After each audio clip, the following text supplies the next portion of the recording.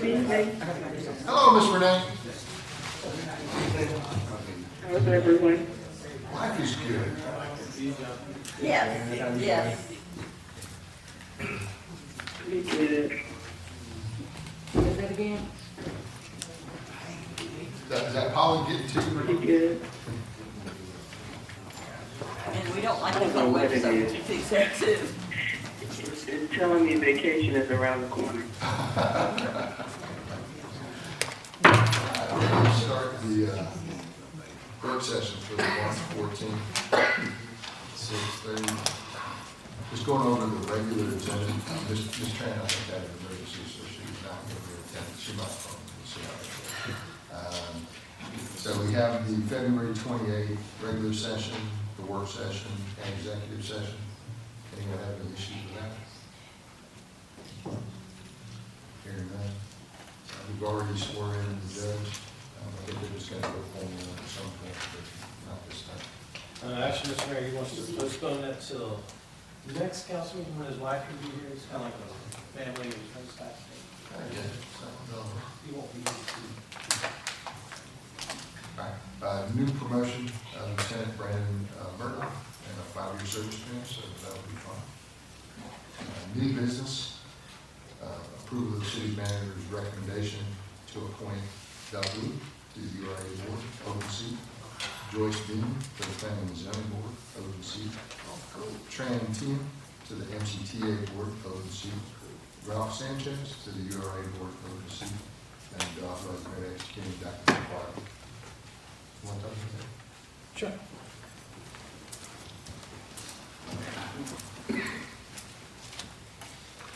Thank you, council and guests. These are folks we've kind of, we've got several openings, still have a couple left. Looking at these people who've been here in businesses or have been in the community for an extended period of time, they're involved in other, as one of our citizens pointed out, they may not be at the council meetings all the time, but they are involved in other portions of the city business, such as on other boards or other committees, not necessarily boards, sorry. But Mr. Lou is over in Brookwood. Miss Joanne owns, what's the name of the business? Miss Joanne owns? Furniture Emporium. Yeah, she owns a fitness across the street business there. She's been in business for close to a year and a half now. Miss Bean, I don't know if any of y'all know her, but she knows a little bit about planning and zoning.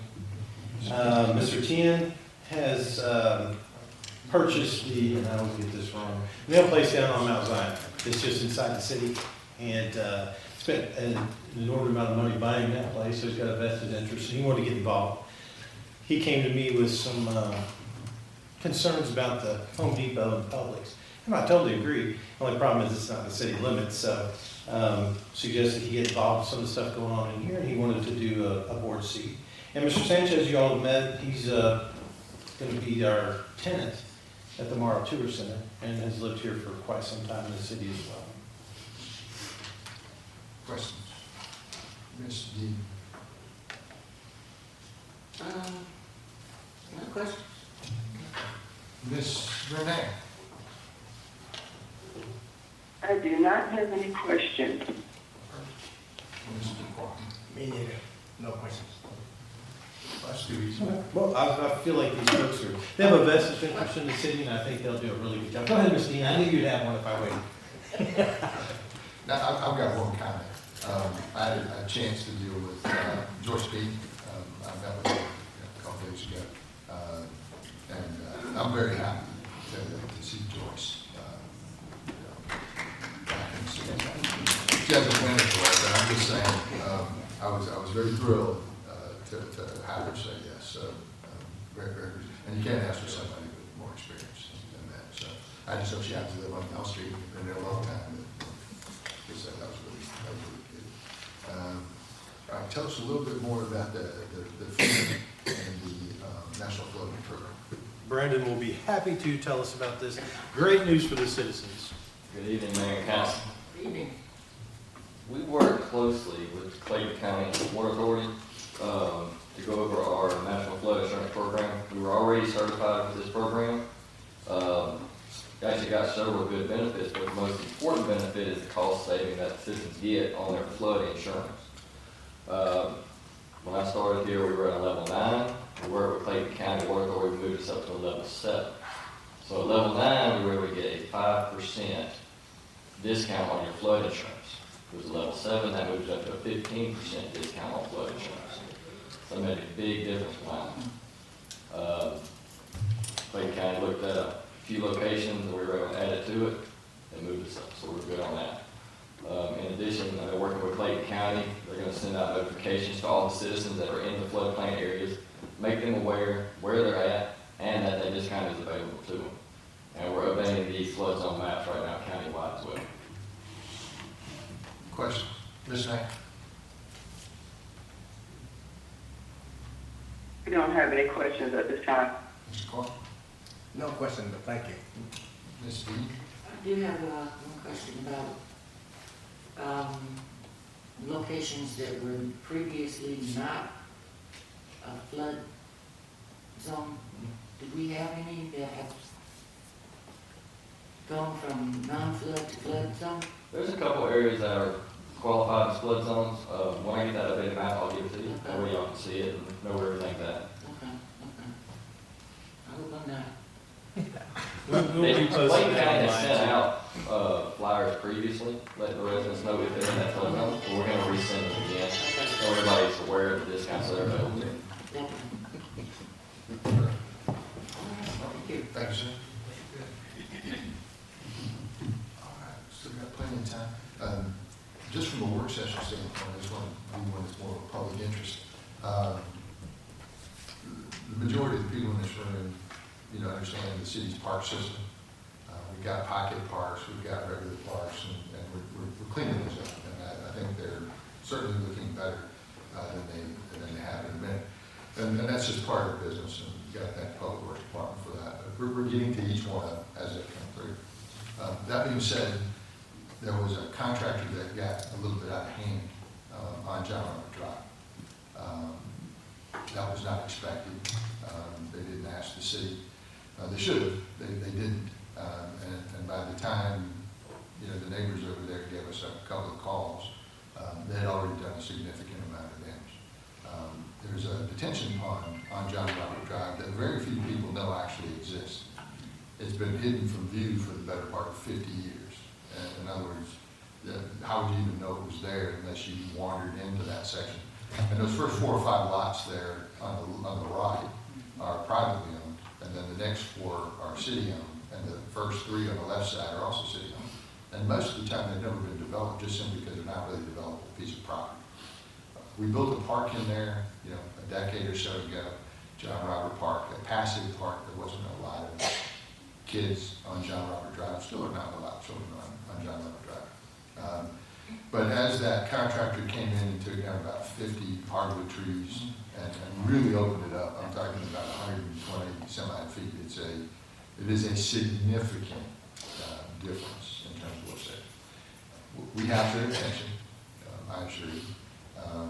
And it is a little bit complicated from the standpoint of that detention pond that's back there didn't have trees in it. It's a very big detention pond. We're not talking something small. We're talking something fairly significant in terms of size. And years ago, it may have actually allowed a lot more water to come through there. Some of that undeveloped property a little bit up the street, if you will, has probably been filled in with some sediment and has kind of turned it into a wetter piece of property than probably it was 30 years ago. So it's almost like it drains off of 54, drains onto this private property. It became a little bit of a swamp, and then it basically heads back into this detention pond or a series of creeks in it. To stabilize this, one of the reasons they were there in the first place is we all pay for stormwater as part of the businesses or in part of your city itself as a resident on your water bill. And that stormwater pays for the water authority to go out and maintain the stormwater system. Some of it you see, some of it's right there at the curb, but some of it goes down into a culvert. These culverts have life expectancies. The older metal pipe has a life expectancy of about 50 years. A plastic might be in that 60+ range, and concrete is about 100. very little of what was done in Morrow in the seventies was done in concrete. You know, some of the stuff at the mall might have been, some of the newer stuff definitely is. The stuff back then was corrugated steel, and it's, in some cases, met its useful life. And when it collapses, we're not talking about, you know, an 18-inch culvert that just, you know, collapsed in your side yard. We're talking something closer to 4 feet, you know, in terms of height. So we're talking some pretty significant stuff. So for those people who live on John Robert or anyone else who has interest, we're aware. We want to be fairly intelligent about it, though. They do have a responsibility of cleaning out that pond. How do we recapture that park back, which also has, I'm not going to call it a running stream, but let's just say a ditch for a little word. And a ditch that has water in it when it rains, just throw that in. Those limbs and those root balls had pretty much undermined that section, so you had a, you know, what at one time might have been, you know, a little bit of a gully. It was now closer to a 5-foot deep ditch, and it's not getting any better. All right. And once it's destabilized to that point, you know, what is 5 feet today could be 20 feet in a couple of years. So nobody's denying the reason to get in there and do different things. I don't think we appreciate not being informed, and I certainly don't think we appreciate that you had to do all of that to accomplish your objective. I'm not sure I agree. That being said, you know, it's too late to glue these things back together. That part's not going to get done. So we are waiting for them to pull the muck out of the pond, do the other things, do what they're going to do, and then try to reach a solution that is, you know, kind of works with everybody, right? So we know it's not the water authority paying for it. We know it's your stormwater money paying for it. And somewhere in it, we're hoping to have a park back, right? That we can assure you, you'll have a park back. We have a park back with 50-year-old trees in it. I'm not sure I can guarantee you that. But we do own, you know, the first 4 lots there. We have engaged, I think, an architect, a park architect, to, you know, see what our options are.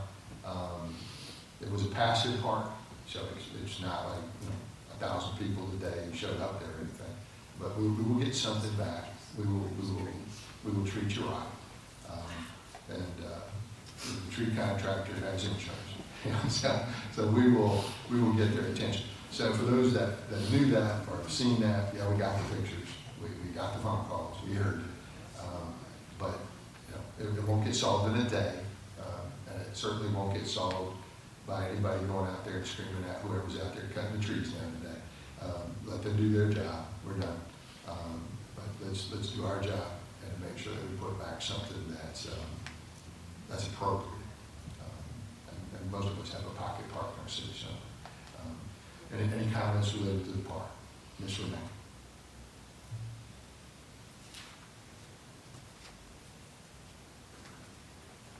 No comments. I'm appreciative that we were able to, although we weren't notified, I feel like we will have some solution based off of the interaction that you've had, so I do appreciate your leadership on that. Mr. Qual? No comments. Ms. Bean? Ms. Dean, I'm sorry. Okay. Oh, that's good. Comments from city manager? Because you guys are working on the game plan there. Yeah, that's, it was an unfortunate incident. I think it was just overzealousness. They had extra money in the budget. They had a go and they went out there and did it. And then as a hindsight, well, not really as a hindsight, after they got behind it and chewed a little bit, maybe they decided to let us know what was going on. So I think they're going to make it right. They had all intents and purposes to do that, and we're very apologetic. So we appreciate their attempts to make us up to speed in that area. However, it would have been nice to have had a little warning on that and be able to plan ahead, because it was quite a shock for us when we went out there. Did they mess up the park or just take the trees down? Pretty much the pavers are at the park with the sign, but there ain't a tree to be seen. You have to just drive it and see it. They're mulching it right now. They've got dirt moving equipment out there. It's not a pretty picture. If you lived across the street or down that street, you would be kind of ticked off. But on the other hand, had that culvert collapsed, you know, you might have lost your street too. So all things considered, there's a balance that you got to kind of lay out there and say, you know, we're working our way through it. Other comments? we've got some magnificent coffee somewhere right here. And I highly recommend you enjoy some. I will. And we'll be back at 7:30. Did you make it this time? I'm gonna count on Victor making it. I'll drink what's available. It pours, so he did not. I can't drink anything.